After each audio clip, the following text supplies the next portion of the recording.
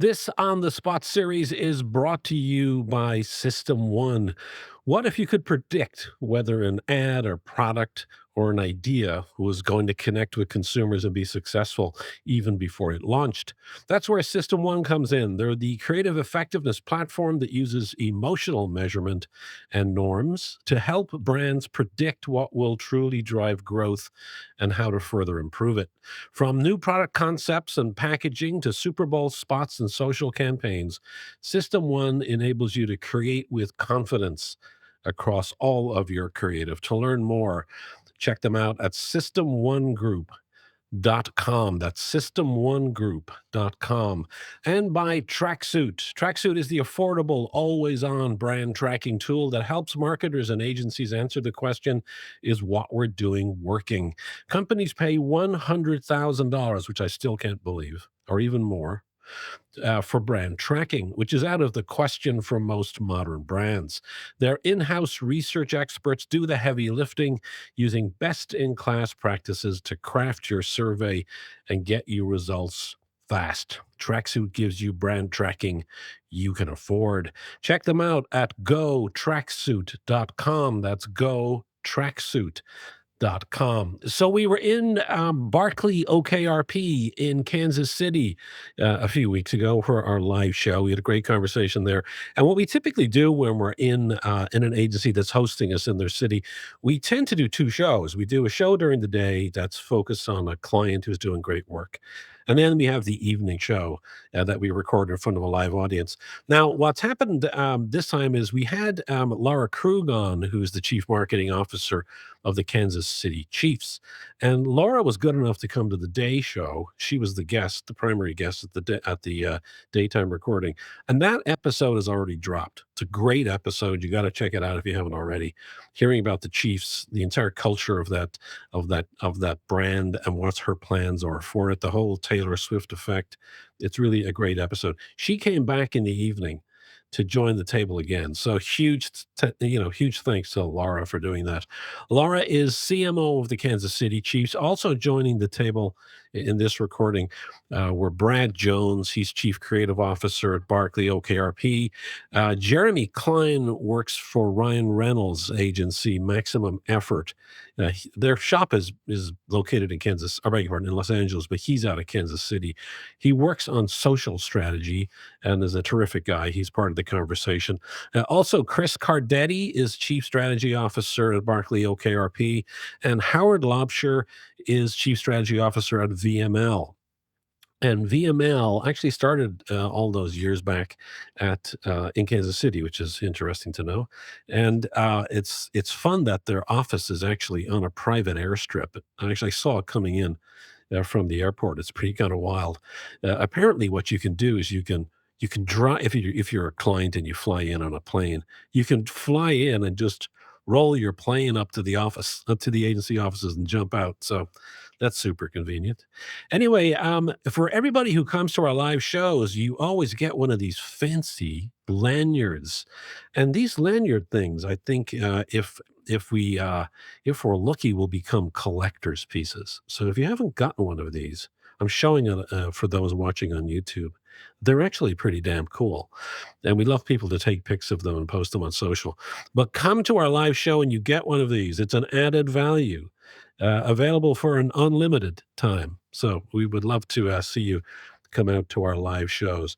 Now, what's interesting when we go to markets such as Kansas City, or we go to Boston, or we go to Dallas, or wherever we end up going, that aren't the major New York, Chicago, LA markets, there's always a tendency for these agencies to say that they have a lock on how real people think by virtue of where they're located. Now, I don't believe that. I don't feel that to be true. I think that's selling yourself really short, because I think there's agencies in New York City, there's agencies in all parts of the US, major and not so major cities, that have a phenomenal understanding of everyday people, as I feel that people in Kansas City in these agencies have a phenomenal understanding of people on the coasts as well as in the center. So I think when you look at places like Barkley, I think the reason that those smaller towns are such a wonderful blend of talent is that they do great work, and they're attracting people from across the US to come in there. We saw the same thing in Minneapolis, where most of the people there are not Minnesotans. So it is great work that's a signal to the rest of the industry that they can go there and have a rewarding creative career. And if they want to change, they can have different aspects of their life met there. If you have a family or your partner used to live there, whatever the case may be. So I think that anywhere you can do great work as long as you have really great talent. So I would love to hear your questions or any suggestions about this particular episode. You can reach me at hello@onstrategyshowcase.com. We always love your comments, or you can connect with me on LinkedIn and see all of the work associated, the creative work associated with this episode and all of our episodes on our website at onstrategyshowcase.com. Enjoy it. We've got other live shows coming up. I'm sorry, I have to just mention this. We've got our next live show coming up in September 10th at GSD&M in Austin, Texas. From there, we go to London. We then go to New York for a couple of shows. We're in LA. We're going to be at Wyden and Kennedy in Amsterdam. So the 2026 live tour is well underway, and we hope to see you on the road. Enjoy this episode. Welcome to On Strategy Showcase. I'm Fergus O'Connell in Kansas City.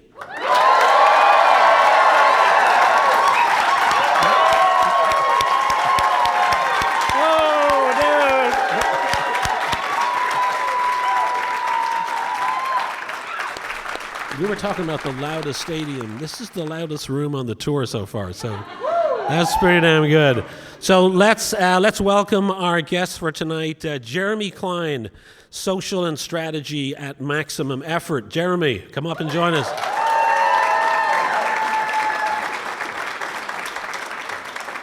Chris Cardetti is Chief Strategy Officer for BarkleyOKRP.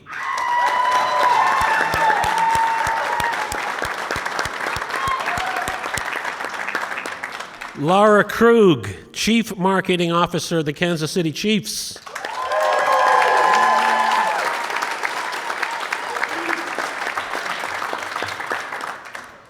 I just noted that Chief is in your title. Chief. Howard Laubscher, Chief Strategy Officer at VML, Kansas City.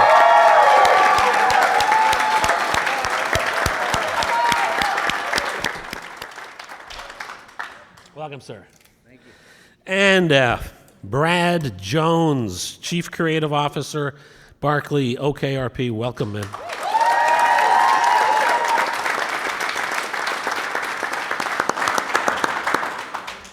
It's a privilege to be here, to be a part of this city for the day, and to talk to everybody here.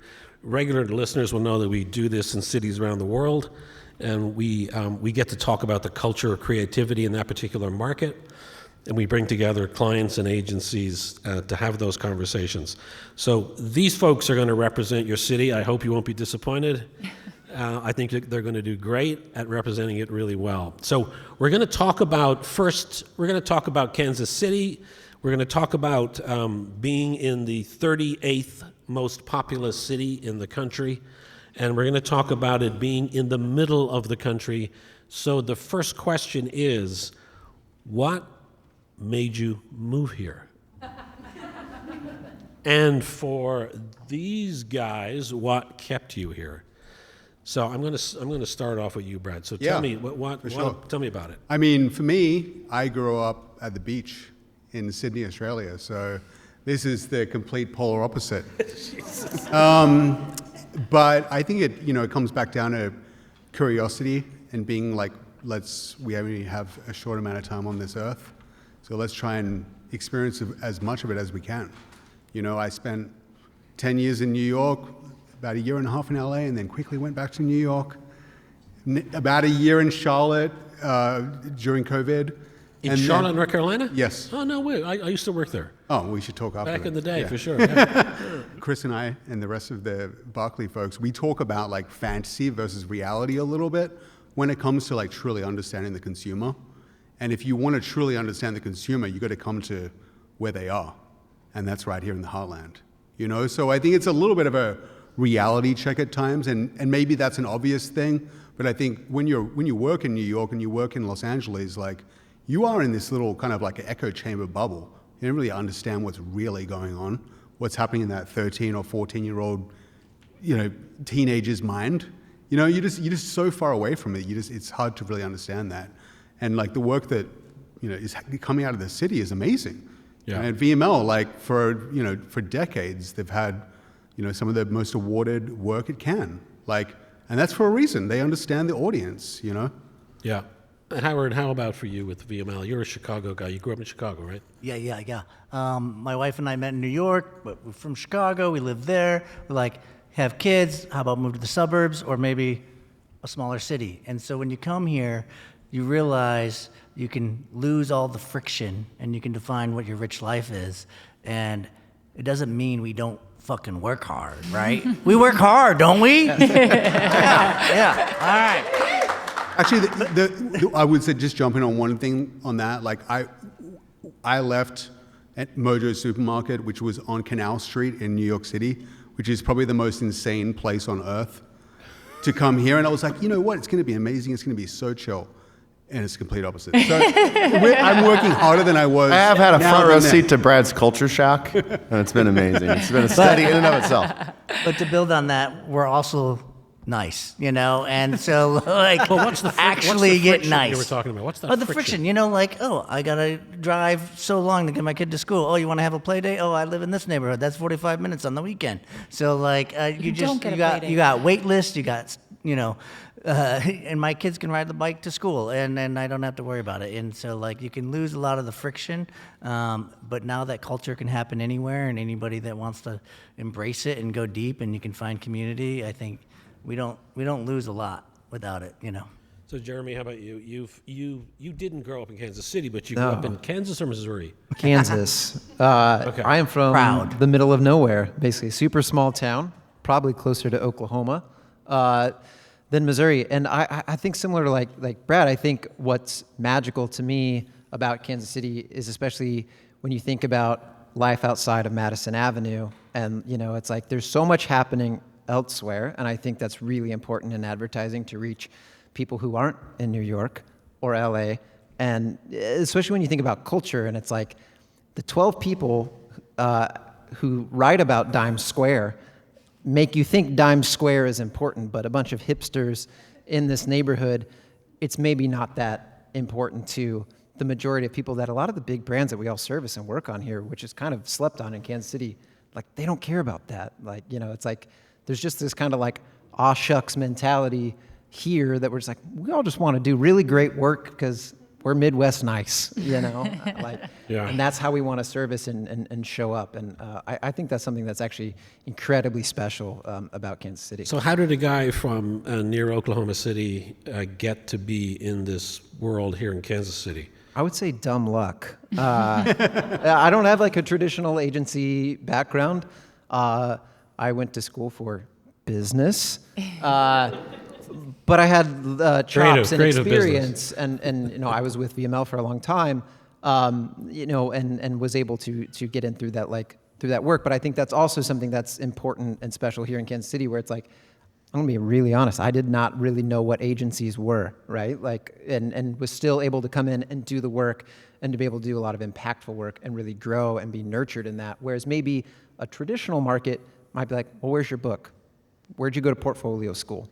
Where'd you go to ad school? And I think if you want to make really impactful, culture-breaking work, it's like, why don't you look for unconventional backgrounds if you want to make unconventional work? Yeah, which everybody talks about wanting, but they don't necessarily deliver. Yeah, no one actually ever does that. So Yeah. that's preach.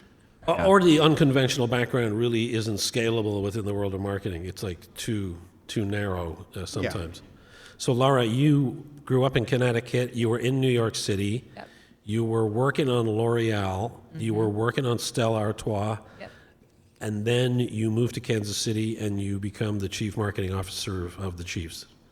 That is the story. Yes. How does it happen? And then we'll talk about what you're going to be, what your goals are there. Yeah, how it happened. So yes, I was with Anheuser-Busch in New York City for almost 10 years, which was like a blink in the eye. And my husband and I and our 2 children decided to move to Kansas City for his job in 2020 during COVID, where everyone, I think, was starting to question everything of to your point, friction and values and priorities and challenges. And we did that. And I was lucky enough to have been at Anheuser-Busch for a really long time. And they were really supportive of me moving like everyone else at that time, and was here doing my thing. I'll never forget having to fly to the Bahamas during COVID from Kansas City for our Stella Artois Super Bowl ad. It was like, is there a flight from Kansas City to the Bahamas? And that was the plan. And then in April of 21, the Kansas City Chiefs decided to build out their first ever CMO position. And I was at the right place at the right time and was reached out to by a recruiter for the job. And as someone that is married to someone from Kansas City who is a diehard Chiefs fan, the irony is not lost on me that I didn't grow up an NFL fan. I became a Chiefs fan through him and through family and through, the aura of why I think so many people have fallen in love with the Chiefs now.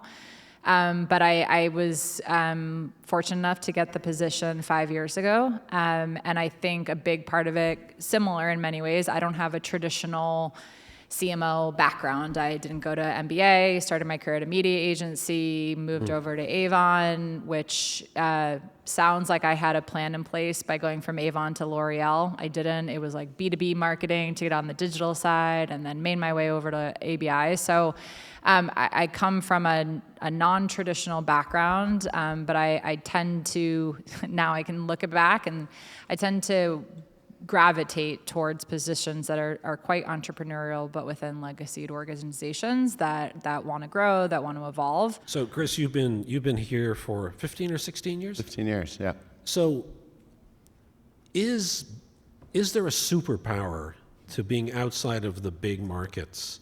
And if there is, do you leverage that? I know Brad talked to it. We'll come to Brad. You mentioned it to me in an interview earlier. Yeah, I think in draft off of what Brad said, maybe off what Lara said a little.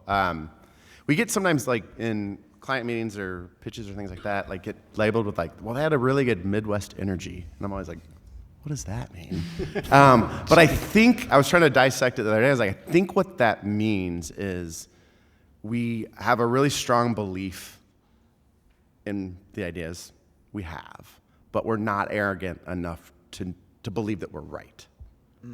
Secondly, I think there's a lot of good chemistry, I think, that we have with our teams, and we get that fed back. Like, well, you guys actually, like, do you like it? It looks like you like each other. And it's an underrated skill in this industry. It's like your team actually likes each other, and I want that. I want to work with that magnetic quality. Like our new CEO, Katie Hornaday, was my old partner, Brad, new partner.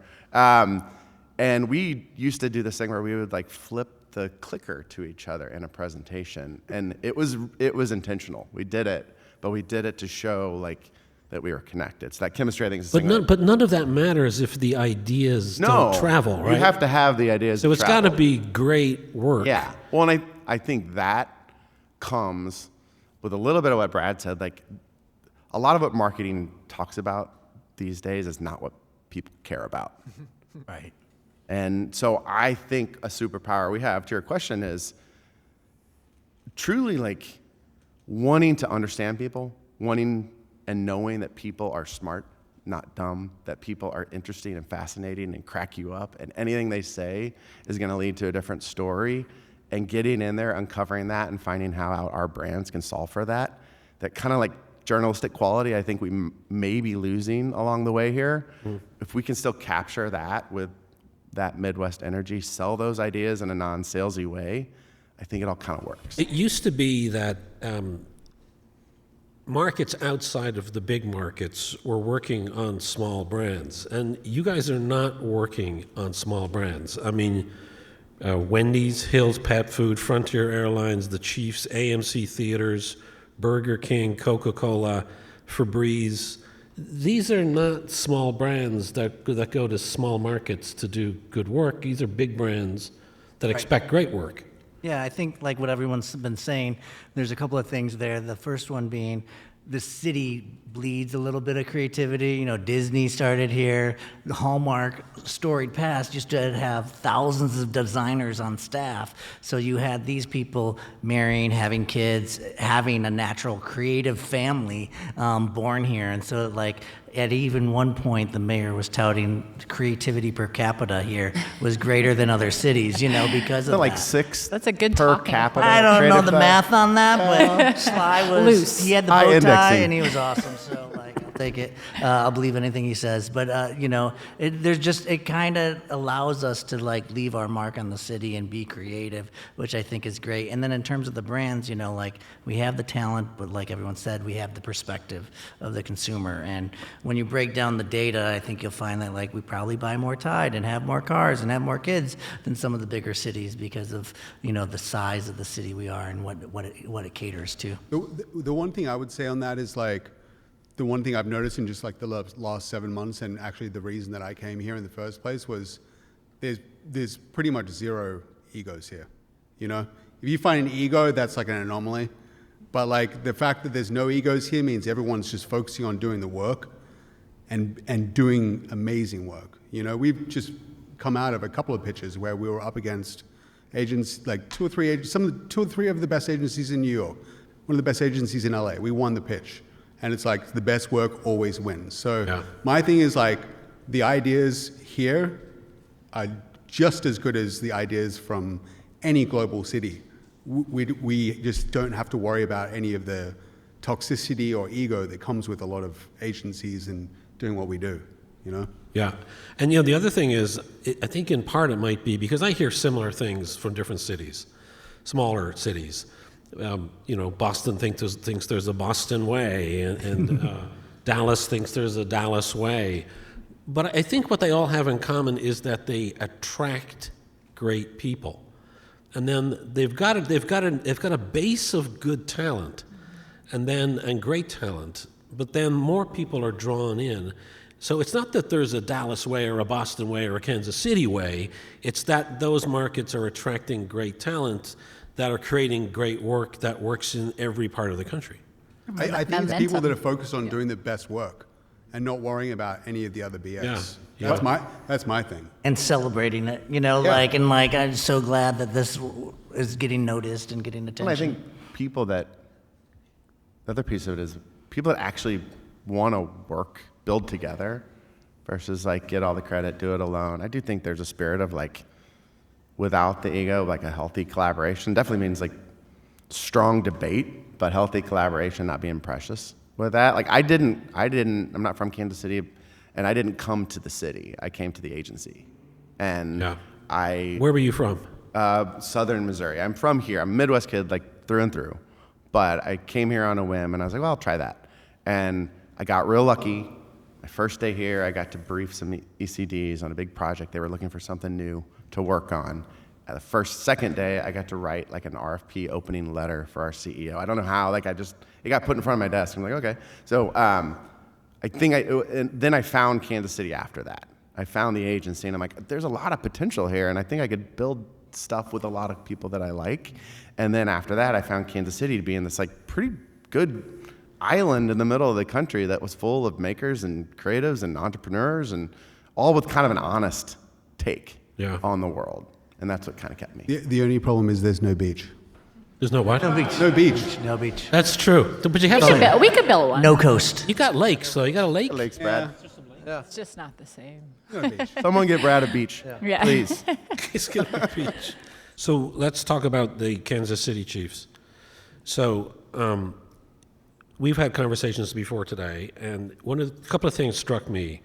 You talked about the brand as being a media and entertainment brand with a football product. What's the ambition? And then when you came on board, there has to have been something that they said, or the first CMO role that they've ever had. Why did they need a CMO, and what was the North Star? So hopefully when Coach Reed hears that, he doesn't get mad at me. Can we for raise the mic? Can we raise Laura's mic, please? So, yeah, I believe, and I think we are on a journey to getting there, but that is a mindset shift that we are a media and entertainment company that has a football brand and has multiple other brands. We have an events brand, we have a entertainment, like we have a production brand. And I think when we moved from thinking about ourselves, which has been an evolution, and it was to the second part of your question when I joined, when we moved from only thinking about our business as one product, which is the core of our flywheel, the game experience, coming to the stadium is our core bread and butter. That's what makes everything else possible. But when you start realizing that can only stretch so far, it really forces you to have to think quite differently on how do you grow. And so when I joined 5 years ago, and really I think the groundwork was being laid by our owner, Clark Hunt, our president, Mark Donovan. They were starting, obviously, there had been a ton of success many, many, many years ago. There had then been this resurgence of success, certainly beginning with a guy named Patrick Mahomes and Coach Reed and Travis Kelce. The snowball started to grow. You then start adding in everything from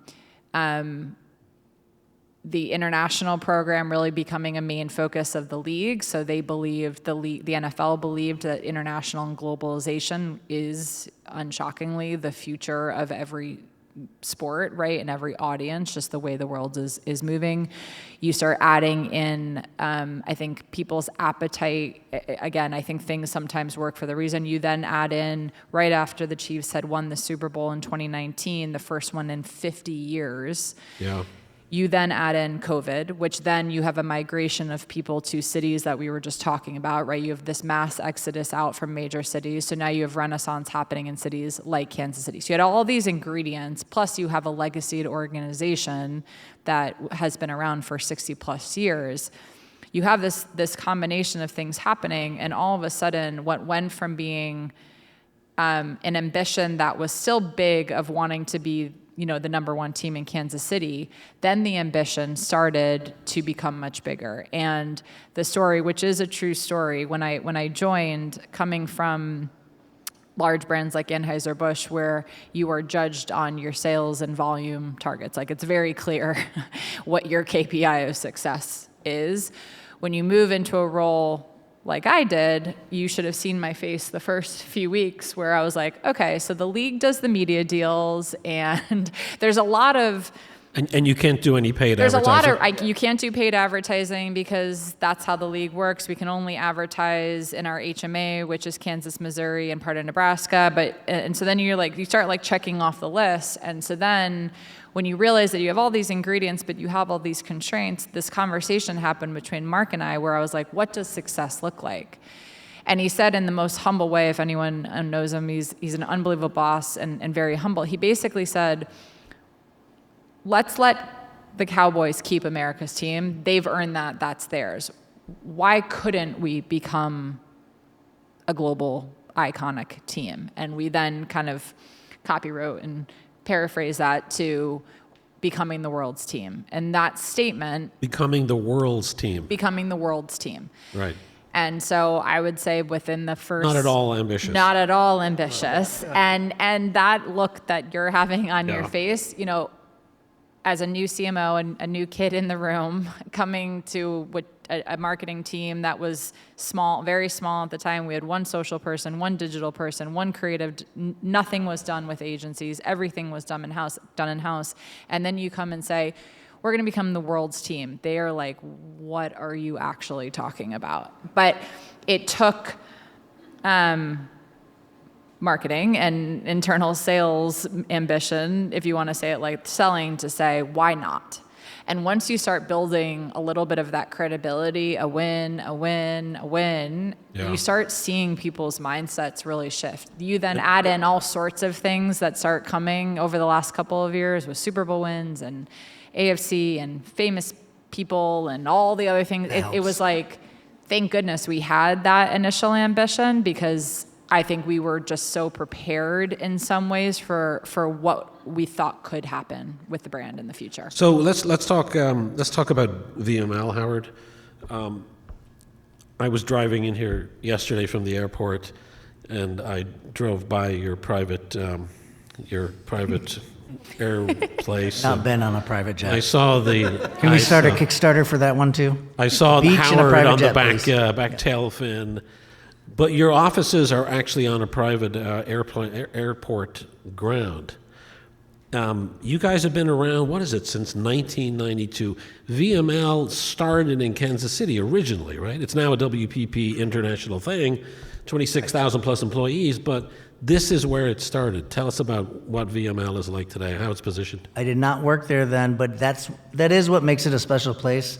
You know, we've always been a combination of technology and creativity. We were making websites before people were going there. You know, we're early adopters of all the things digital, be it SEO, be it social, and et cetera.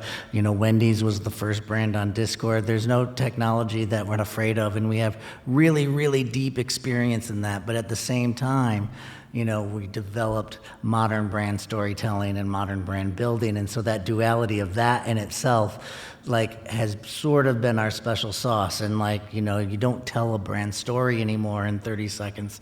It's made up of all these different things. You know, Wendy's is getting noticed for its tweets. It's now happening. Wendy's stories is happening in the comments. You know, like, and everywhere else. And so like, our special sauce is those two things, and combining them, like digital and technology, and But isn't everybody doing that? It's like, doesn't really. Yeah, but we can create the seamless experiences that brands are navigating complex business issues from commerce to everywhere else, and tell that story really efficiently and seamlessly, I think. And then I think the other thing that we really enjoyed, like, being a part of is like the culture of Kansas City, since it was all born here. Even though we have several offices all over the world, we still get asked to come to Kansas City. You know, our leaders from all over the globe come here. Our clients come here. You guys won an FE last night, right? Yeah, Navy subreddit won it, and then a lot of the commerce work out of Chicago won 9 more, yeah. So, I mean, Barkley is heavily in the news in the last year or two in terms of best of lists. Right? Am I wrong? Yeah. Ad age list. Tell us about Fergus. that. And make it quick. FE, United Healthcare client won FE Oh, okay. last night. Right. So shout out FE, love them. I always say, like, the FE form is our job, all of it. But yeah, I think, you know, Brad and I, like, the work we try to do here, you know, whether it's BK, whether it's Jiffy Lube, whether it's Frontier Airlines. And this isn't the retail part of it. I mean, you do all of the all goddamn verticals, BK, yeah. right? I think we have a belief in building brands. It starts with understanding the consumer, lifting them up, celebrating them, and driving kind of what we call kind of uncontained impact across channels, across the business, all through creativity.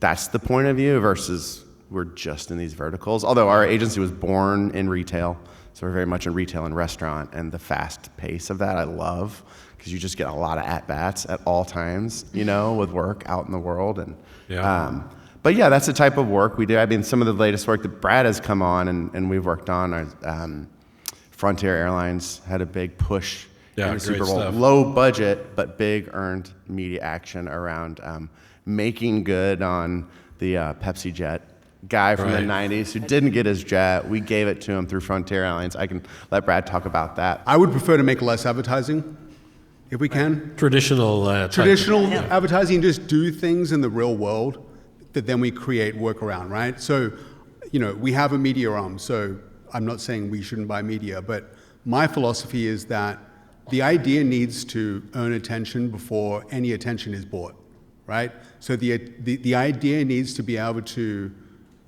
get a headline and get people talking about it before we spend a cent of media, right? So then when you put the media on top, it's like a bonfire with, you know, fuel being poured on top. That's my philosophy, and I think. And that was evident in BK. It's evident in Frontier. It's evident. It's BK. Evident It's in Hallmark. Frontier. It's Jiffy Lube, right? So you see the proof is in the pudding in like declaring a very clear vision and inviting everybody to act on that.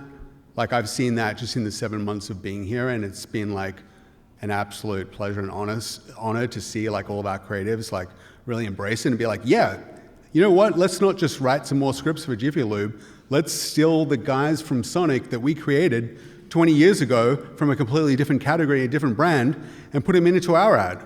Like, why not? We can do that. We can do whatever we want. We're creatives, right? So, like, the whole idea is being like a little bit more unruly, do things that you think you can't do, and you will see an exponential return. We call that uncontained impact.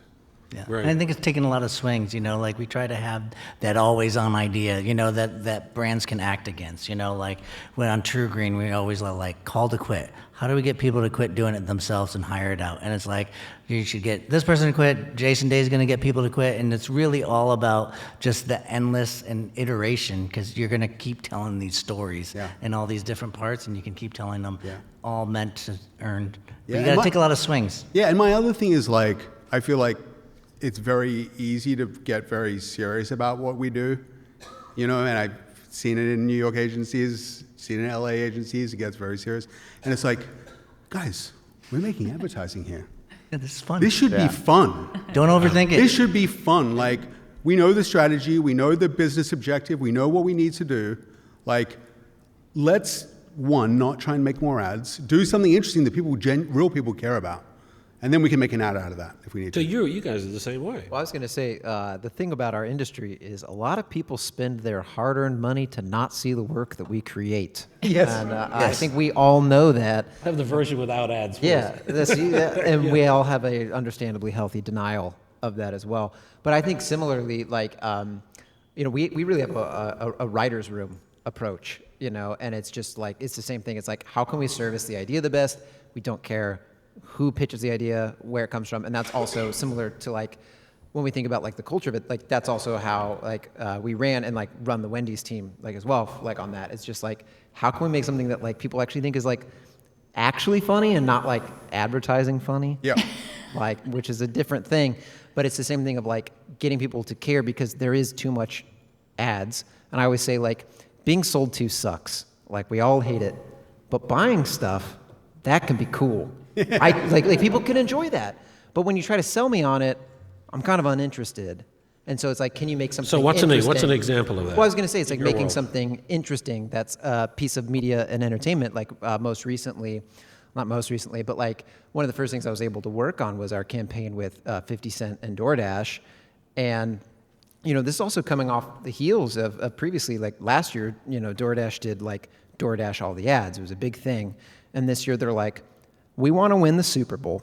We're not buying a Super Bowl ad or anything. And so, it's the same thing with clients like, I want to go viral. Like, done. Crazy. Yeah. But through that, and then just continually, like again, through like our own taste, our own excellence, like what do we think is good? We ended up on this idea of like, in America, there's no day with more beef than Super Bowl Sunday. And so to show that DoorDash delivers everything, including beef, let's get the king of beef himself, 50 Cent, to come in and show all the items that you can get delivered, because it's more than just food and everything. There's like a lot of Easter eggs that you can see that get broken down, and they're all references to like his various beefs with various people. And then, so that was kind of even the main thing. And like, it was meant to be this entertaining. It's not directly selling you of like, it's game day, get your stuff delivered. But it's like inherent in that, and it's something that people actually hopefully wanted to actually watch and enjoy. And then, that idea can then also extend through. So we worked with WAGs, we worked with a lot of, various creators, a lot of Bravo creators, because the culture is also this just soup and everything's in it. It was quite flattering then to be in like roundups of like the best Super Bowl ads, and DoorDash being number one when we didn't have a Super Bowl ad. Yeah. But it's like approaching it as, we are a media and entertainment company. Let's make something people actually care about and can enjoy, rather than like trying to sell them something. And you actually, there was also an effectiveness part of it. Like, it was very effective for DoorDash. And so it's like, it still had that commercial impact, but it wasn't starting with a KPI volume goal. Yeah. It was starting with this, which this sounds so trite now also, it's like it was starting with a culture goal, but I do think that is a different place to start from, is when you think about like, I want to create this impact first. I think the commercial goal can live downstream from that. Yeah. But I also think it's an interesting, coming from being in more classic kind of CPG marketing world to then going into sport. It's in some ways the same, and yet I remember when I started, we had this conversation where I was almost pushing my team not to think about advertising, but a little bit of, when you're a sports team like us, you have such an inherent fan base already built in. And so the muscle of having to now reach new people is not as strong. You're so used to the, not rinse and repeat in a bad way, but the rinse and repeat of giving an existing fan what they always want that will crush, and then you just move on. And they're not going to go to some other brand. No, right? Like They're to Chiefs lose forever. a fan would be extreme would be an extreme. I think the idea of being an avid fan has changed. I think there's a lot of people that are coming into the football sphere that maybe never will have a first team. They may be willing to be an AFC, like a Chiefs fan, because they like what we stand for. And then they're going to go down to Miami for a weekend. Like, I just think, and if we continue to keep siloing people, especially the new fans, I think that's where we're going to have a huge miss. And I think that's where creative ideas and the process needs to evolve, because we're just thinking about people so one-sided, and that's just not. So we have to talk about the Taylor Swift effect. People would throw mud at me. You got 45 minutes in. Tell us about the impact that had on your strategy, because you've had some major initiatives after that are beginning to reach out to younger girls, teenagers. Yep. I mean, it's an undeniable impact that everyone, unless you are living under a rock somewhere, has seen, has felt, have heard about, have talked about. I mean, it is a true marketer's gift. I will never deny that or explain away what has happened over the last couple of years. I mean, it has been so massive in terms of fandom growth, in terms of reach and awareness, and the stats are insane in terms of, primetime games, but also when you look at our numbers, our fan base is now close to 57% female. Our YouTube channel, which is the #1 channel now in the NFL, over indexes on female audience, which a professional men's football team having more female viewers on YouTube, when a majority of that content is still football first. That's part of our evolution, that we will be introducing a lot of really fun, unrelated football content over the next couple of months and weeks. It's been huge, but I actually think, and I've said it before, I actually think the female audience has always been in the sports sphere and in football.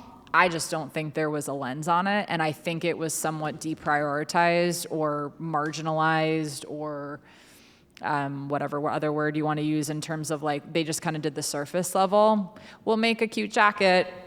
Yeah. And all the girls are going to come, and you're just like, that's not going to do it. Shrink it and pink it. Shrink it and pink it. So I think that's what they've said for so long. And so I think they've been there for a really long time. I just think, if I could say something to Taylor Swift, it would be like to thank her for at least allowing the spotlight to be turned around to like really see the business impact of a female audience, and it's unlocked exponential growth across our business. It's allowed us to support girls flag football campaigns. It's allowed us to reimagine fashion opportunities, everything in between. And hopefully it kind of now allows for a future generation of a younger audience to come So we in. got to recognize that Hallmark is sitting right behind you, and best friend. you guys have done some great things together too, and we'll drop that on the page. All right, here's my last question for you guys.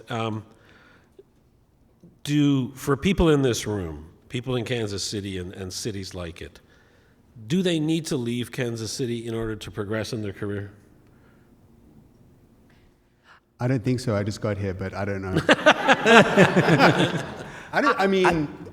There's like some really great agencies here, like VML and BarkleyOKRP, like two and clients too. great agencies clients, and great clients. And I'm like, you could spend a long time here.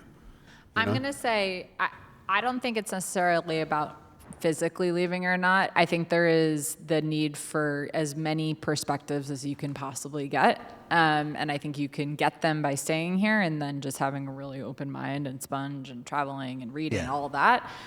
I think that is more important than the physical nature of staying or not. Although I think there are lots of success stories that would say you could stay here forever and it works. And then I think there's lots of success stories that show leave, come, I think, go. leave and return. I think is or leave. And I think there's a lot of different ways to get to the end. Depending on Jeremy, what are your you going to end is. leave and then come back? No, I mean, I was just even thinking of like, it's like the hero's journey. You leave and come back changed, and I think I agree that I don't know if there's necessarily a physicality to it, and I also think there's like a very much internal thing, because I feel that pull actually a lot. Like even being here, if I'm like, should I like move to like, do I need to be cool and live in New York and LA? And I'm like, I don't know. And so it's like I think it's also like something you have to answer, and it's like, do you think you can do that here? And I think, unfortunately or fortunately, like only you can answer that for you. And then, I think there's a lot of people in this room who actually are out of work, and our sponsors helped provide tickets, comp tickets for them. Amazing. How do those people get your attention? I mean, it's impossible to find your goddamn phone numbers anymore. How do we connect with you, and then how do we get your attention? I think most people want to help, like you just like it's you don't know who needs it. It's reaching out and making the time, and I think everybody will be willing to meet for coffee. You don't always have the opportunities. It's not like that the business is doubling, tripling in size everywhere. But I do think everybody wants to help each other, especially in communities like these. And it's just reaching out and like having that passion. We've hired a ton of people not even in the industry because you just feel it when you set up time with them. You're like, I don't know what this person has done, but I know what they can do. And like passion and effort is like 90% of it. I mean, I always whenever we do interviews, I always look for two things, and I ask myself the question after. Is like, are they a builder, and do they have a voice? And I think if you're looking to get into the business or go on client side or whatever, like tell people what you've built or what you want to build and have a unique voice on that. And it's just like, are they a builder? Do they have a voice? And to the city thing, I would say pick the agency or client. Don't pick the city. Mm-hmm. Like this Kansas City is an amazing city. Like, don't run to a place, run to a company that you really want to be in. Because most of us have offices now. Everywhere. Not in Kansas City, where we have people that move from Kansas City to Chicago, New York, Denver, and that's great. Yeah. Open up the New York, Kansas City Chief's office. We don't have an office anywhere else yet. Well, that is it from Kansas City. Thank you to our panel. Thank you to all of you for being here. You have this around your neck. Take a pic of this, post it on social, because everybody loves social apparently. Tag us, and you can connect with me on LinkedIn.